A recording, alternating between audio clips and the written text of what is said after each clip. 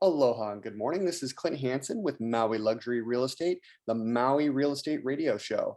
This is listening to us on Monday morning, 7 a.m. at 11:10 a.m., 98.7 FM, 96 FM, the KAOI radio group.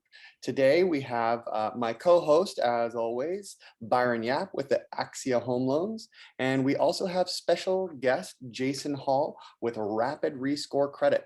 You can go to his website at rapidrescorecredit.com.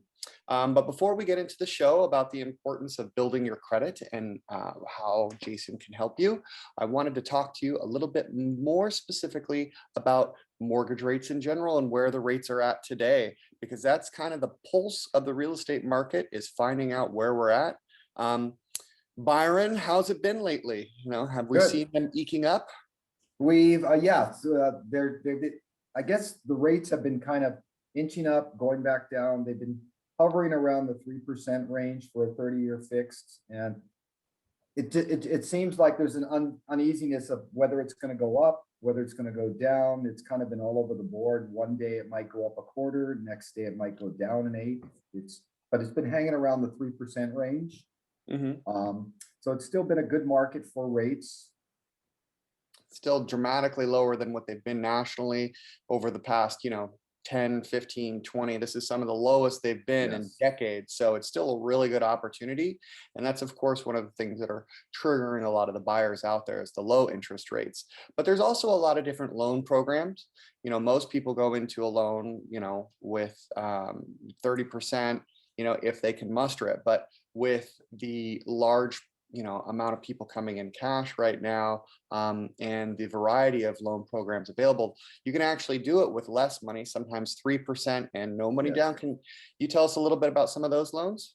Well, we still have, they're still out there, the first-time home buyers loans, which allow qualified customers up to 3% down. There's different USDA loans. There's many options. There's actually a lot more options nowadays than there was before. And so I would recommend to anybody, whatever loan officer they work with or company they work with, they go speak to them to decide what program would best fit their needs. No. They're supposed to call you, not whatever loan program. But sometimes people, have a preference, which is understandable. They have a friend or a family member that could help them also. But definitely, we'd love to speak with them if they want to. So that being said, what's the website you want to have people go to at Axia Home Loans? Basically, it's just axiahomeloans.com, and they can look me up /Byron Yap, or they can send me AXIA, right? Yeah, AXIA homeloans.com, Byron Yap, or they could send me an email at byron.yap@axiahomeloans.com. How's the transition been to your new location? Because you were at a previous place and you have lots and lots of experience there, but you made the decision to move to your new place because of some of the loan programs they have available. How's that process been? Been good. It's been a good initial learning experience coming from a smaller lender going to a different national lender and having to learn all the programs in a short amount of time. It's pretty incredible how many programs are available that I didn't know before, and I'm learning them. And it's a good time that if you are looking to buy something, to seek out a loan officer, whether it's us or somebody else, to talk about different programs available. And it's absolutely essential. Actually, one of the things I always tell people when they're buying real estate, whether that's a condo or a home, is you have to use, legally you can use whoever you want, but it's a near requirement to use a local lender if you want a smooth transaction. A lot of people don't realize the idiosyncrasies associated with, buying here on an outer island. Maui has very different processes than Oahu and Kauai. So, they don't really understand how our timeline works, how our condominium classification works, how there might be some little idiosyncrasies with a particular place, or how their insurance is, or what the current status of the association's at. All that stuff is something that really is required using somebody who knows the island, knows the complexes, knows the neighborhoods, and can really apply the appropriate loan program to make it work. I've had so many people, say, "Oh, no, I'm a partner in the bank." or literally I'm a co-owner in the bank. And I'm like, trust me, if you do this, you're going to have catastrophic problems in the loan process. You really want to go ahead and use a local lender. And they're like, no, no, I have it. And then by the end of it, I literally have this on one of my endorsements on my webpage. They said, if Clint says use a local lender, use a local lender. So while I always recommend Axia, and especially Byron, because he's the guy and knows the island, you know, you just, you're going to really have a much smoother transaction. Yes, So for sure. I've been selling on island for 20 years, and I really want to work with people who have a ton of experience. Byron, can you tell us a little bit about your history? Uh, well, previously, before being in the mortgage business, I'd worked with Betzel Brothers Development and Sales for over 10 years, and then decided to get into the mortgage business because I know the real estate side, the development side, and it's been a great transition. I enjoy it. And one of the things, of course, you do quite a bit of volume when it comes to the loan process. And one of the reasons I've really been happy with you guys is the fact that you have a good segmented system. So whenever, you know, I'm working with you and getting paperwork to you, with the busyness of the market right now, I'm seeing a lot of unforeseen delays, and Yes. the loans that I've been pushing through with you has been very smooth. I'm very happy with the process. So thank you so Thank you. much. Thank you. Um, that being said, one of the most important things, of course, with a loan is you want to make sure you have a good credit score. And Byron, of course, can give you some general tips about that, but there's also specialists out there. So again, this is Clint Hansen with Maui Luxury Real Estate, and this is the Maui Real Estate Radio Show. Here I also have Byron Yap with Axia Home Loans, and we have special guest today, Jason Hall with Rapid Rescore Credit. You can go to his website, rapidrescorecredit.com. Thank you so much for joining us today, Jason. Thanks, Clint. Thanks for having me. My pleasure, my pleasure. So one of the things, you know, when you get a loan, you have, of course, a large portion of those payments go towards your actual interest. So over the life of the loan, it's almost like half of it that goes to that. And a lot of people kind of get perturbed by that, and they're like, all this interest, it's you know, mind blowing, but it gives you the financial capability of purchasing it. And one of the important things is the amount that you pay in those interest over time dramatically decreases, because the portion between the principal or the actual loan that gets paid off compared to that interest, you know, the volume difference changes. Usually around 17 years is the even point, where half is going to, you know, your mortgage and half is going towards interest. So right around that for a 30-year amortized loan. Now, in order to get that better in your favor, the two best ways, of course, are to, you know, have a lower interest rate, and B, put more money down. And one of the things that affect the risk portfolio is, of course, your credit score. So it's, you know, for the amount that you need to put down to what interest rate you get, the ease of getting a loan, having a good credit score is something you should be thinking out years in advance. And so, Jason, can you tell us a little bit about your program and what you do? Thanks. Well, first and foremost, what I typically like to do is get a copy of the 3 bureau credit reports from the client, whether it's from the lender or they can go pull it online. And I'll go through and do an audit on all their credit accounts, the good, the bad, and put together an action plan for them prior to them actually enrolling in any of my products or services. Because I want to make sure that I can help them, B, they're financially capable of kind of helping themselves, because a lot of times people have debts they need to pay down their credit cards to a certain percentage to maximize their credit scores before they go and apply for the mortgage. So step one is to audit the report. Step two is to give them the action plan. We discuss the budget and then put those into play, and then they'll have their task list of what they need to do over the next few weeks, while I'm working on, if they have derogatories, we need to dispute, you know, collections they may have paid and settled, and we might be able to get those deleted through a dispute process.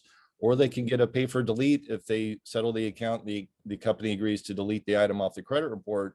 We have a rapid rescore process that I've adapted from my mortgage experience, where we can actually expedite that data change so that it'll speed up the score increase, so they don't have to wait 6 months or a year for a credit repair program to work in their favor. And that's the way I've designed my product, is to get it done quickly, because 99% of my clients, they're trying to buy or refinance their mortgage.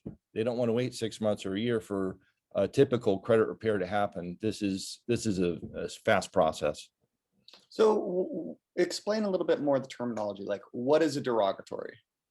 It's really a negative item. It could be a 30-day late. It can be a credit card that's over the limit. That's deemed as a derogatory mark. You can have a collection account charge-offs, bankruptcies, anything that can detract from your credit rating or show an issue with payment history, things of that nature. So that's typically what the DROGs are categorized. So one of the things when I was talking, when I first started out, I was 18, 19 years old, going to college, and I actually had my real estate license. Now I was learning, good credit versus bad credit. When you look at the reports and you see some of the numbers, can you explain a little bit of those differences? Like, getting a loan for, a motorcycle might be different than for a more fixed asset like a house.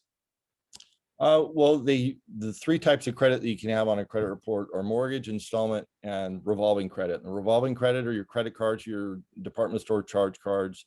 The installment credit or your motorcycle, auto loans, signature loans, those are installment credit. And then of course the mortgage.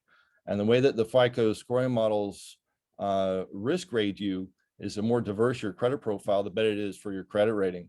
So if you have two credit cards as opposed to a credit card and a motorcycle loan, the person with the two credit cards is going to have a lower credit rating. They have the same account numbers, two accounts, but because you have a diverse credit profile, you're actually going to have a 30, 40 point higher credit score than it would be if you just had one type of credit on your credit. So I'm going to call my wife and I'm going to tell her I also need to get a motorcycle, not just Okay. not just these credit cards. No, Yeah. we're not paying for Sure. I don't know how she'll like that, but she'll say just get a personal loan and buy her something nice. There you go. All right. Now, with the credit, Jason, what is, I've always heard what is the maximum like credit score someone can have? I've heard different varying numbers. Is it 825, 850? What is it? Great question. The scoring model that FICO has implemented for years is 300 to 850.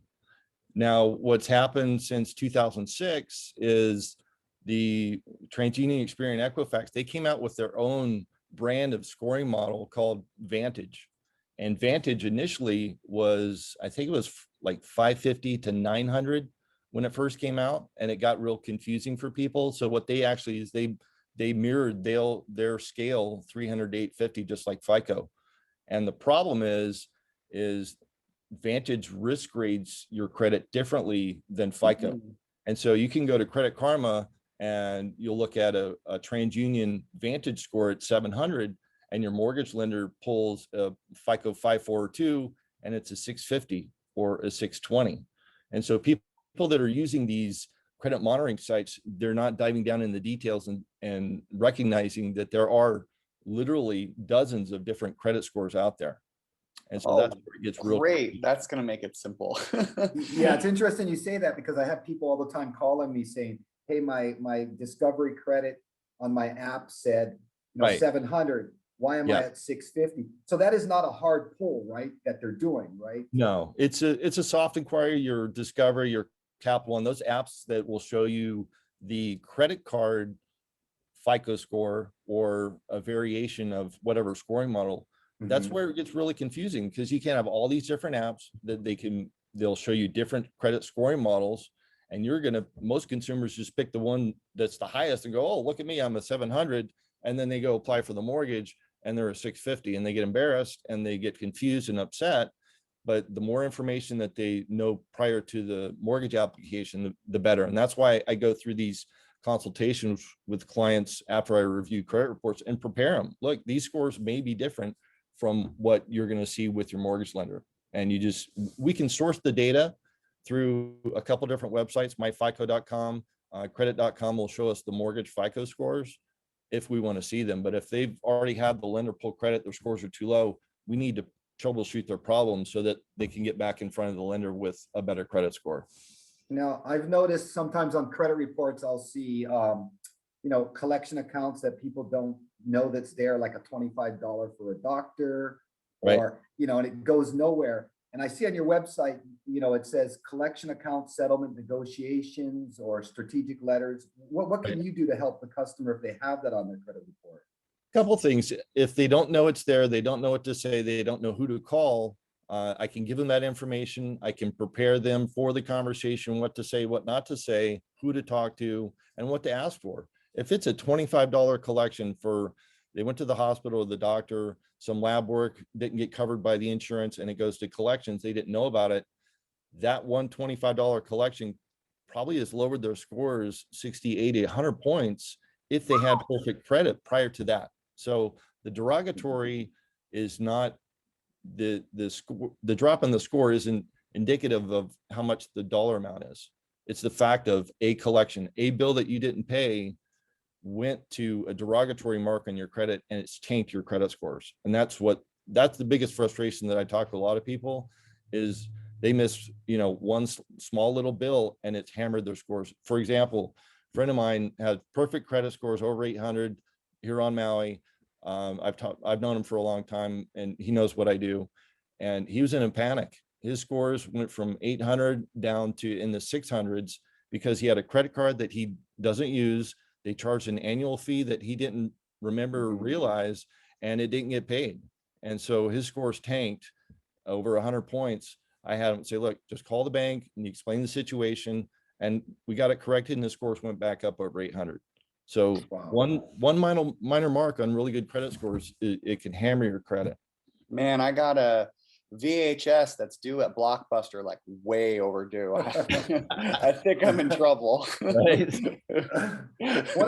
One of the other things that I've noticed is like, would you recommend, okay, say I just got out of college, I want to build my credits, what do I do? Do I apply for 10 credit cards? What are some of the basic things that I should be starting as a young person? Basic things, there's a process called piggybacking or authorized user accounts that you can get on with your parents. Your parents can add you as an authorized user to their long-standing credit cards as a young person. That's what they're designed for, is to get a leg up in credit, number one. Number two, credit card companies, they have all different tier credit cards designed for students, young people just starting off in credit. A lot of credit card websites like creditcards.com, they'll help guide you through that process of which cards to apply for. You'll probably get approved for and which ones not to. But a good mixture of credit, get 2 or 3 revolving credit lines, get an installment account. There's credit builder loans out there to help you apply installment credit to your credit reports to help diversify those accounts. So at least have, 3 or 4 open and active trade lines to get a good foundation. Now, when I get those active trade lines, should I be paying them off monthly? I've heard different things from different people, like get a credit card, charge your gas, and pay it off each month. That's typically what I advise. I mean, the problem that people have with credit cards is they've put themselves in a bad spot with them in the past. They treat them as income and they max them out and then they make the minimum $20 payments for the next 20, 30 years. And Ooh. the Ouch. problem is, well, it's a compound interest and you don't go anywhere fast. But the reality is you need to respect the credit cards and use them as credit, not as income. So if you charge something up and you can pay it off in the next 2 or 3 weeks, then that's fine.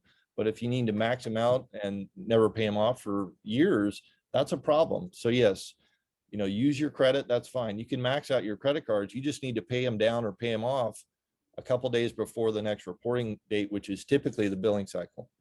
So, and a big thing about credit cards is they compound daily. They don't Yeah. compound on like a monthly or annual basis. So Exactly. the actual interest rate is dramatically higher. Yeah. And, as that interest rate builds, it's, one of the best investments to have a credit card company because of those high interest rates. Yeah. So while it may help your credit score if you pay off those, make sure that you pay them off. And I've also heard one of the things that's really important to do, always pay more than the minimum amount, even if it's just $1, because that'll help too. Is that true?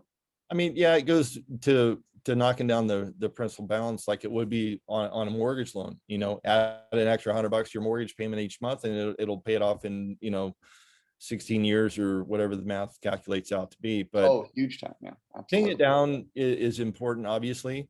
Um, what I've found with the FICO scoring models is you can actually, the sweet spot for credit utilization on credit cards is about 5 to 7%. So if you leave a 5 to 7% balance on your credit cards at the time it reports to the credit bureaus, your scores will actually be higher than it would be if you paid it off down to zero.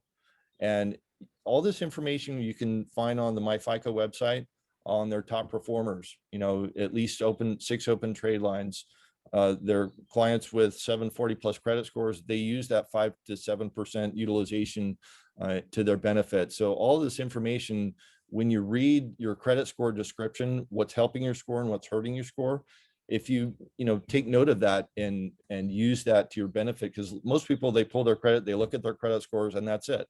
But these websites and these scoring models, they'll tell you what's wrong. It's just you need to take the time to recognize what these issues are and address them.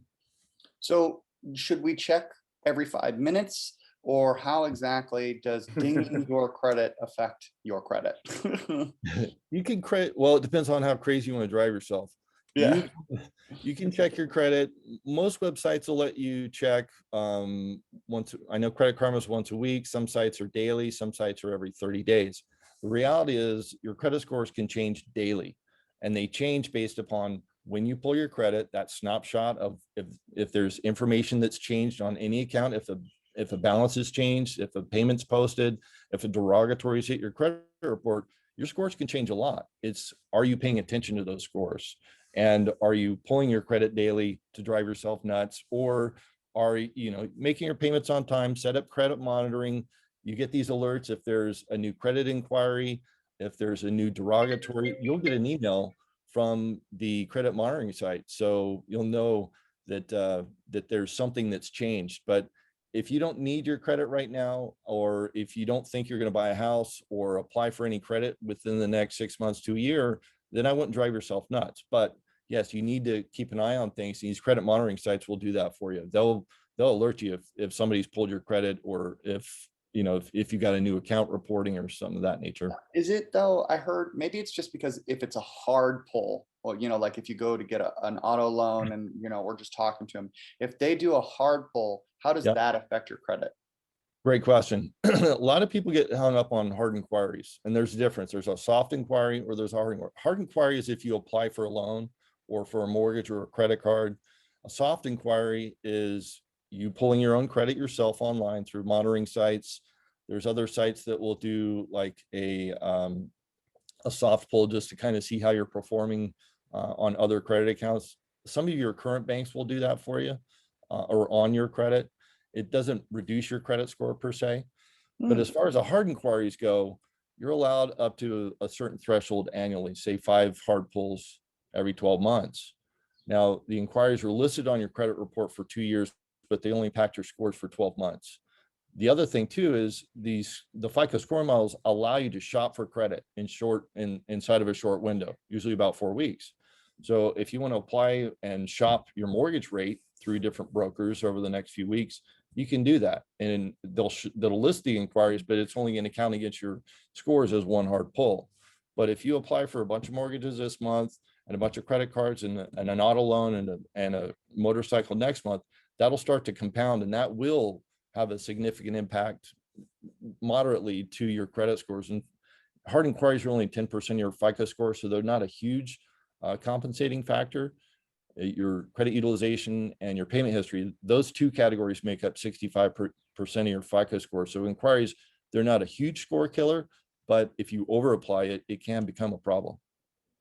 Now, say, I've run into people that are younger people, maybe they ran into a bad credit event, they had a bankruptcy when they were younger. How long does that stay on their credit report, or, some kind of major event, how long does that normally stay on the credit report? Typically, it's about 7 years. If it's BK, depending on if it's a chapter 11 or 13, it can be 10 years. Back years ago, I think it was 2017, the IRS tax liens no longer report to your credit, judgments as well. So those are a couple of things that no longer are listed on TransUnion, Experian, and Equifax. LexisNexis, that data might be there, but it all depends on, if your lenders are pulling that. But typically it's about 7 years. And that's from the last payment date, plus 3 months. So it's 120 days late, starts a 7-year clock on a derogatory account falling off your credit report.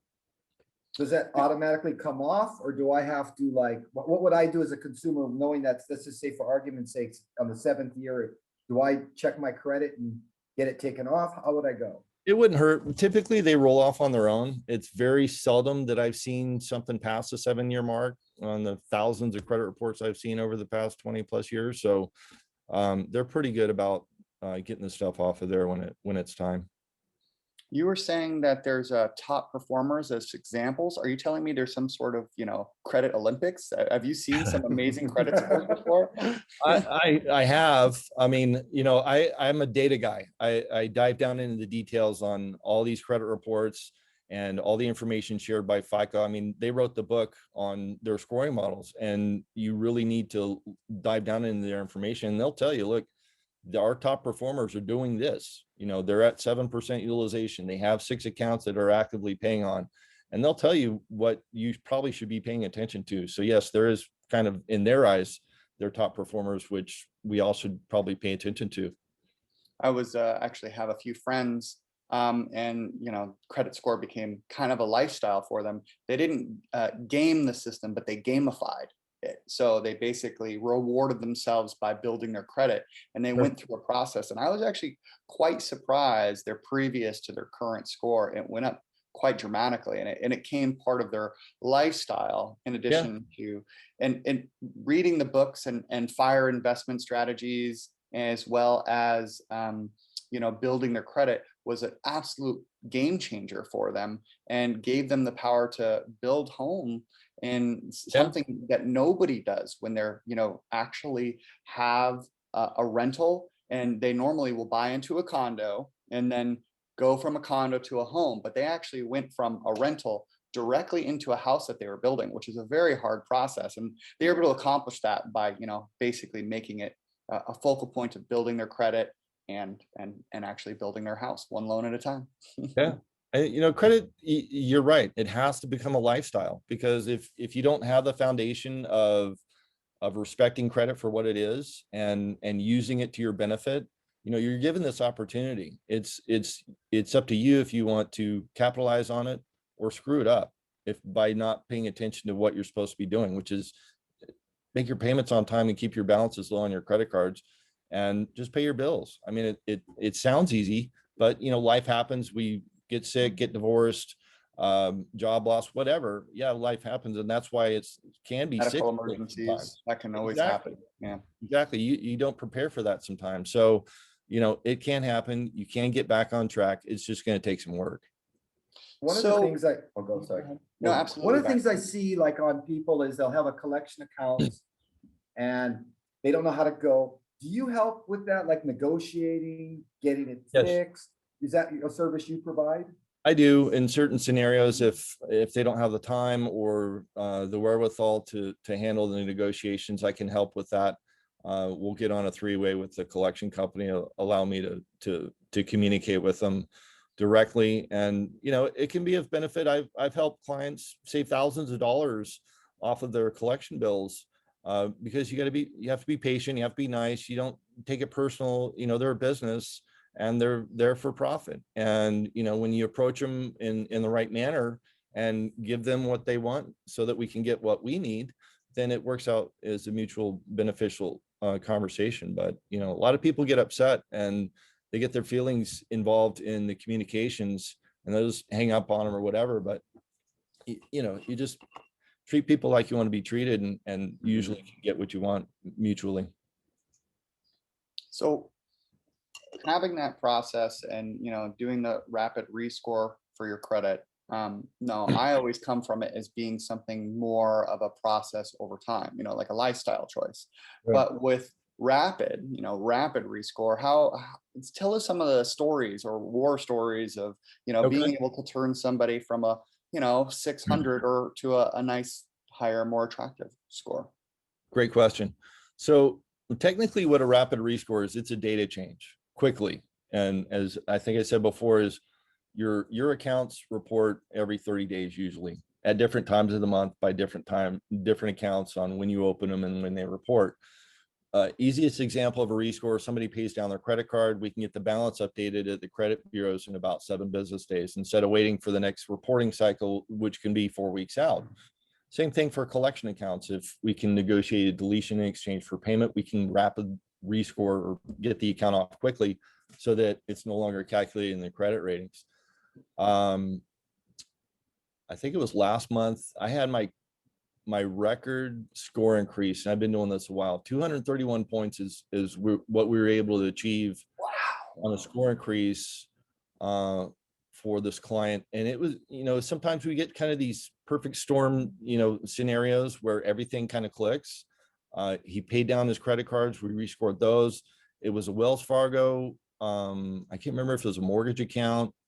I think it was a mortgage account that they misreported, and we were able to extract that 30-day late off his credit report. That's why his scores went from, I think it was the mid 500s to low 7s in a few weeks. Wow. And so That's really there's impressive. a million scenarios out there. There's stuff that can happen perfectly, some moderately. I mean, it's kind of a moving target in a general sense, because we're dealing with 3 companies, TransUnion, Experian, Equifax. They have their own verification processes. They have their own timelines generally. And so it's not just one report, it's 3 reports that we have to deal with on everything's in triplicate on what we do and what's being reported that we have to get changed. So it's a little bit more technical than most people think. So how does, I was a little surprised because when you were saying earlier, sometimes it's better to have a diverse loan portfolio, like, a vehicle loan, house loan, credit card loan, showing that those are up to date. But what about something along the lines of debt consolidation? So I'm assuming that really comes more from removing, debt from really high interest compounding loans like credit card and getting something tied up in a more fixed interest rate, and taking that loan and paying off all that more compounding interest by comparison. How have you seen that used as a tool? That is a great, if you can do it. And that's the thing is, when you're in a position where you've got your credit cards maxed out, you have a couple of installment loans out there, and you apply for a credit loan to pay down debt, sometimes banks are a little bit weary, because when you take that money and you pay off the credit cards, now you've moved that over onto an installment loan with Bank A, and now you have all these credit lines, use revolving lines freed up, which will boost your credit scores by all stretch. But now it gives you access to that credit again. And what can happen is people go back out and they'll just max out that, and it's just this Vicious round cycle. robin, Yeah. vicious cycle to a degree, but done the right way. If you can move that debt off of the revolving into installment and free up those revolving lines and not max them out, your scores are going to go through the roof, because now you've lowered utilization on all your credit cards. Yes, you may have added in a new installment loan, but utilization on your revolving credit, so 30 your credits or 30% of your credit rating is based upon what kind of utilization is on your credit cards. If you have maxed out, your scores go down. You pay them down, your scores go up. It's pretty basic, but when you move that off the revolving category, it can have a significant increase to your credit rating. That was one of the things that I did before purchasing a house. Was whenever I would get the opportunity, I would call my credit card company up and I would try to increase my maximum amount Exactly. on my credit card. So Yeah. typically when you get a credit card, their max is about $20,000. And then if you call them, they're usually more than willing to lend you more money or increase your, risk portfolio by saying, hey, instead of 20, let's make it 25, and then Right. 30 and 35. And if you edge up that amount, we're normally obliged, and that's, I'm assuming, going to help your credit score. It will, because let's say on a $20,000 credit card, you're constantly using $8,000 or $10,000 a month. So you're running about 50% utilization. You call Chase and say, hey guys, can you bump me up to $40,000? And you're still only using the 8 or 10%, 8 or $10,000, that lowers your utilization, but you've not paid down your balances. And so moving those numbers to your benefit, you can do without paying a penny. You can actually raise your credit scores by increasing your credit limits. Oh, so it doesn't hurt to ask. What would you recommend, or what would be the best advice you would give to a young person? You know what I mean? Is because the credit goes with them forever. A lot of people don't realize that, and sometimes they're afraid to look at their credit. You know, Yeah. what would you recommend to a young person starting out? You know, I know we talked about some credit lines, but should they keep applying? You know, what should a young person do to, say, in 5-10 years want to get a house or get other things? What would be your best advice to them? As far as the revolving credit, those are the only credit lines that will remain with you for forever.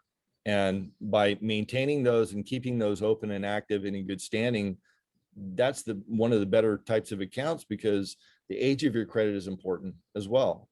And so by getting a couple, 3 credit cards in your name and keeping them open and active throughout your credit life, that's very important. Your installment loans, those are going to close, those are going to get paid off, and you may need to replace those. But as far as, keeping accounts open and active as long as possible, your credit cards are the best route to go. You can always trade up and get, one with better rewards or points or cash back or whatever down the road, but it's important to keep those accounts as long as you can. Mm-hmm. And I've noticed that you've helped the gamut of, I've sent people to you, quite a bit of people, and they've all come back with good reviews because, they thought they were in a position they couldn't do anything. And pretty much to your word, within 6 months, maybe on the worst case a year, but I've seen on the average 6 months where they've been able to do something with your guidance.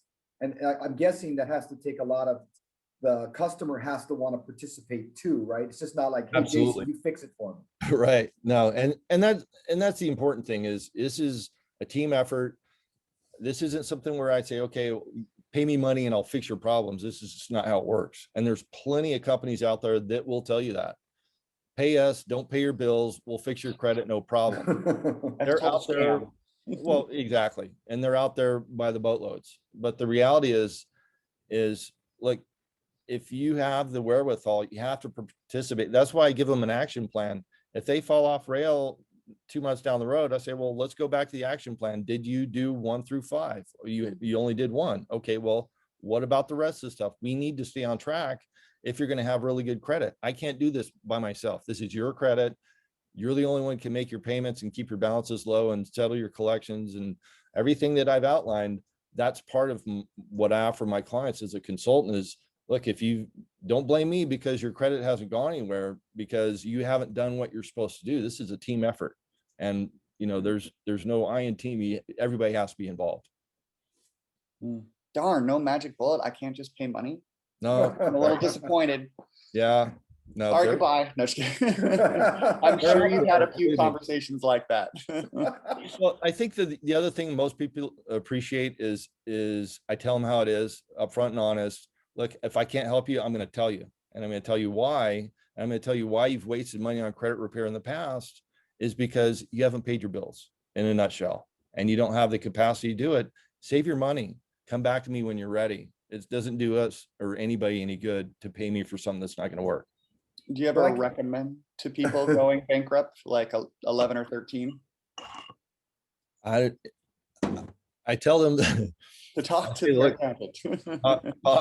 Talk to a BK attorney about that, but this is just off the record. Yeah, I mean, if they're buried in debt and there's no end in sight, yeah, maybe you might want to do that or look into it at least, so that when you get the BK behind you, you can go through the BK. It doesn't kill your. I've seen clients with the 700 credit score 12 to 24 months outside of a bankruptcy.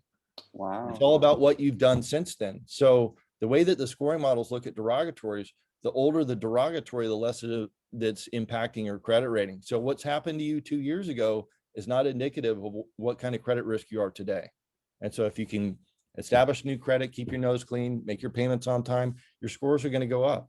It's just, you need to put distance in between yourself and the derogatories.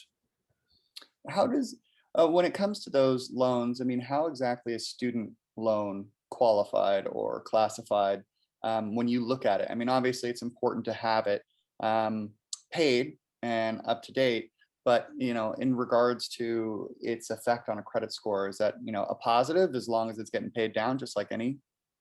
Well, student loans they're kind of a weird animal. Mhm. Well, because they're going to look at, how much the loan was for, what the current balance is, which sometimes your balance can be higher than the original loan amount, which can look bad. Um, they can go in and out of deferment, which would mean that they're not reporting payments or activity on active payments to your credit. And so student loan debts, they're kind of a mixed bag as far as the positive and negatives to your credit. It's all, have you been paying on them? Are the Yeah, balances coming down? just Those like any things. loan. Exactly. And a lot of people use that deferment as, look, I'm going to enroll to get out of paying it because I don't have money, or whatever the case may be. But student loan debt, they're kind of weird accounts on credit reports. The easy stuff are the credit cards, the installments, and the mortgages, but student loans, those will follow you around forever.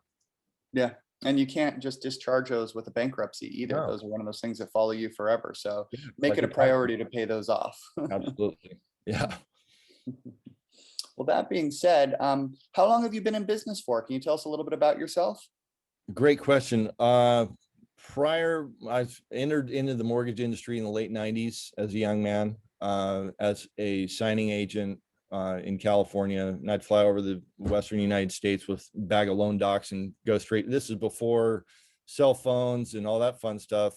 And I'd have the Thomas guide and I'd go drive around and look up addresses and go sign loan docs as a notary. And then got my real estate license and started as a loan officer, and was in the business through 2008, 2009, when the market shut down with all those subprime loans and the foreclosures. So that was about the time I learned the business of credit consulting and repair and rescoring, and been doing this ever since. Yeah, it was And you're always a located on mission. Maui, right? I'm on Maui, correct? But you handle the whole US or Yep, nationwide. I'm up at 3 a.m. doing emails and texting East Coast, and work my way west as the day progresses. Why'd you move to Maui, huh? I was in California for 30 years and ran the gamut through the mortgage business, and had friends over here, and they took us in and allowed us to kind of enjoy the island, and got our self rooted here and haven't left. So we It's love only it. the Plus he best foils possible place to live. So Clint, plus he's at the beach all day in the afternoon. Oh, love it. no, you're a hard worker. This is what I'm hearing here. Yeah. I'm up early, and usually around noon is I've put in a good solid 8 hours or so. Oh, fantastic. And also, of course, people are normally building their credit first thing in the morning before their workday starts and all that kind of stuff. So Yeah, getting it out there, getting the advice that's necessary. Um, absolutely. that being said, how have you seen with the changes to the Fannie Mae and Freddie Mac process and the loan restrictions, how have you seen things change since the subprime crisis?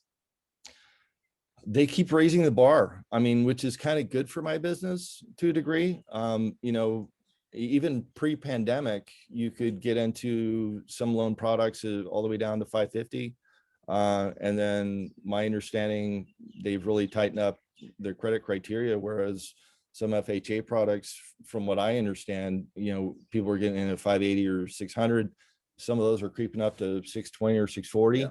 And Fannie Freddie products are getting even higher. So Mhm. it's becoming more challenging, and it creates, more business for me. But the reality is it's becoming more difficult credit wise for people to get into loans. And I read some article a week or two back is, 70% of the Fannie Freddie loans made this year were 740 plus FICO Oh, scores, wow, that's a great score.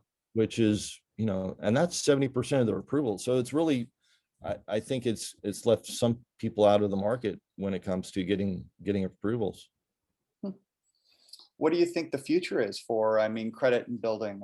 For the thing that I'm noticing right now, at least, is there's so much equity built up in homes and condominiums. People are coming with more cash down, Right. and that seems to be backed up by what I'm, reading, that we have more equity in, the industry than we've seen in almost, 30, 40 years.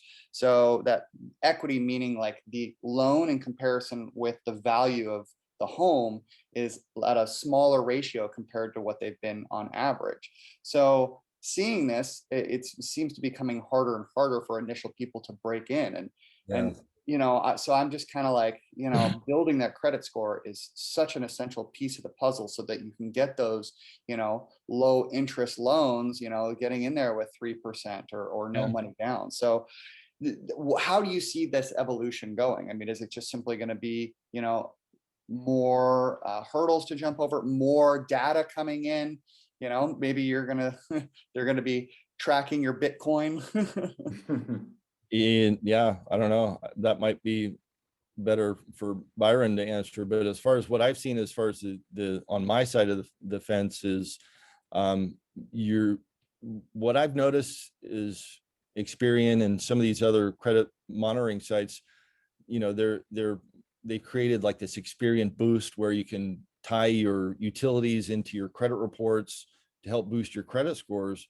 But what they don't tell you is the Experian boost and some of these other boosting type of things that they've created, they're not recognized by FICO 5, 4, and 2 in mortgages.